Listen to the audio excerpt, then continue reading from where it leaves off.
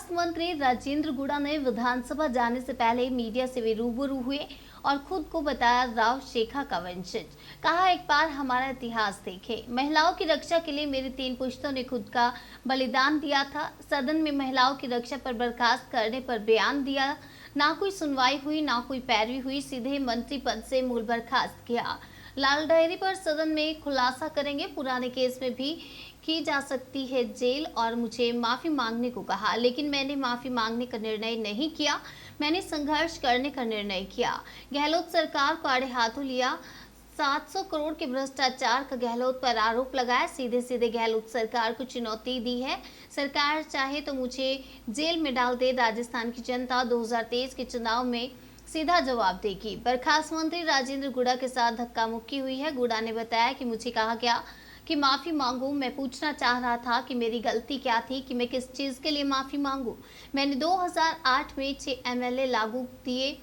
आपकी सरकार में आपका संकट में साथ दिया। राज्यसभा में मरों में हर बार 1 नहीं 2 बार 6 बार वोट दिया। पिछले कार्यकाल में वोट दिया, इस कार्यकाल में वोट दिया। उसके बाद मेरे पर चार्ज लगा रहे हैं कि मैं बीजेपी से मिला हुआ हूं। मैं इन सारे लोगों को बताना चाहता हूं कि कांग्रेस के लोगों पर फिल्म बनेगी। मेरे पास डायरी थी, वह डायरी छीन ली गई। मेरे साथ 25 से 50 लोगों ने एक साथ हमला कर दिया, लात घूंसे मारे और नीचे पटक दिया। कांग्रेस के मंत्रियों ने खींचकर बाहर निकाला है। आइए आपको सुनाते हैं।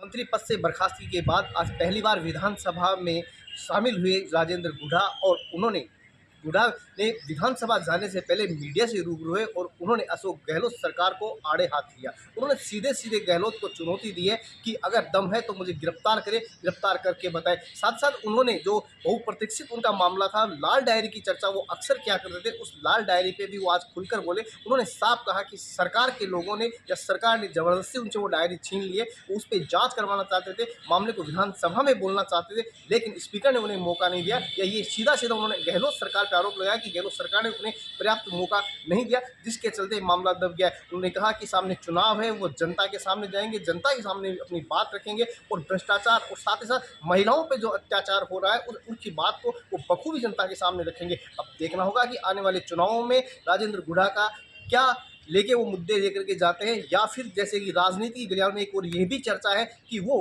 केवल इस चुनावी फंडे को भुनाने के लिए उन्होंने ये सारे कदम उठाए हैं। जैसा कि अक्सर दबंग छवि और बेबाक बोलपन के लिए राजेंद्र गुड़ा जाने जाते हैं, उसी को लेकर के आज उन्होंने एक बार फिर गहलोत सरकार को कई आरोप लगाए, आड़े हाथ लिए हैं। अब देखना होगा कि इसका परिणाम क्या होता है। फिलहाल उनको सरकार से बर्खास्त कर दिया गया है, मंत्री पद से हटा दिया गया है। क्या कांग्रेस से भी उन्हें हटाया जाएगा? सहयोगी दीपशिखा के साथ BL स्रोत, न्यूज़ 21 जयपुर। आपके खिलाफ कांग्रेस कार्रवाई भी कर सकती है। आपके खिलाफ कांग्रेस कार्रवाई कर सकती है। देखिए, जेल जाने के लिए मेरे झूठे मुकदमे लगाए गए। मैंने तो एक महिला की 2 बेटियों की शादी थी। मेरी जेब से 3,84,000 रुपए मैंने देखी उसकी 2 बच्ची की शादी कराई, और ये मुझे मेरे मुकदमा लगाया मेरे अपहरण का। मैं इनका मंत्री था तो मुझे गिरफ्तार कर लेते, अभी भी मुझे गिरफ्तार करते हैं तो मैं इनका वेलकम करता हूं। इनकी मां ने दूध पिलाया है तो ये मुझे गिरफ्तार करे। राजस्थान की जनता, राजस्थान की सड़कों पर इनका निकलना मुश्किल हो जाएगा 2023 के दिसंबर में। गुड़ा जी, इतना सब कुछ आपके साथ हुआ तो आप लाल डायरी के जो तथ्य हैं वो आप छुपा क्यों रहे हैं? आप किसका इंतजार कर रहे हैं? मैं मेरी डायरी में टेबल करना चाह रहा था।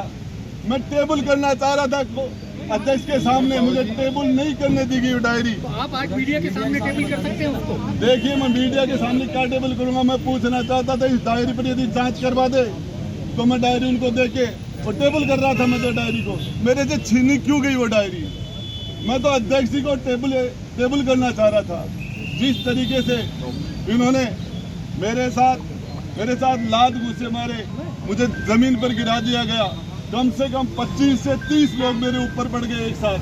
मुझे नजर ही नहीं आ रहा था, मेरा दम घुट गया था इन लोगों ने। ये भी छीन लेंगे आपसे? फिर मेरे छीन लेंगे तो मैं लड़ूंगा, जनता के बीच में जाऊंगा। आप मीडिया चौथा स्तंभ, लोकतंत्र का तो मीडिया को दिखाइए ना।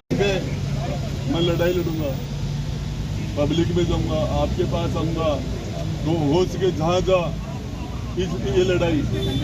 मुझे कहा गया कि तू माफी मांग ले। मैंने कहा क्या? आपको माफी मांग? मुझे रंधावा जी तो आपके चैनल के थ्रू कह रहे माफी मांग ले, बाकी on the record of the record सारे लोग कह रहे माफी मांग ले। क्या गलती की है मैंने?